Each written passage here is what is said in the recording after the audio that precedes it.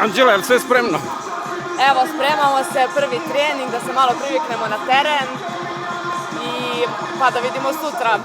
Komo panci, komo bojci. Jeste.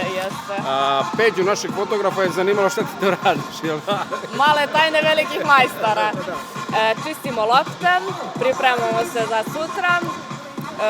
Kakvi su utisci ovde po dolasku u Dunajsku Sredu, tvoji? Pa, za sad je sve bilo okej. Što se tiče našeg rasporeda, odmarale smo malo, izlazile, šetale, upoznale grad. Evo sada upoznamo i teren i za sad je sve bilo u redu. Ono što ljudi ne znaju, kada pomisle na putovanje u inostranstvo, bilo ko da putuje odmah kažu ide u provod i tako dalje. Ne znaju da je raspored totalno zgusnut i da tu zaista ima malo vremena za bilo šta. Da, nema tu puno vremena za neke stvari. Malo se i mi više družimo i eto, doprinosimo nekoj toj dobroj atmosferi pred utakmicu. Uglavnom tu postoji neki raspored koji svi poštujemo. Brzo nam prođe dan i to je to. Odavno niste nigde ni putovale?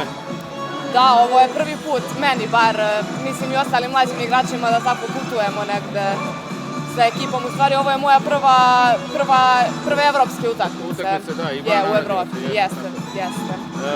Šanse Bekamenta? Pa, eto, došli smo sa dobrom prednošću, ja se nadam da ćemo to iskoristiti maksimalno i da ćemo pobediti. Hvala, puno uspjeha. Hvala.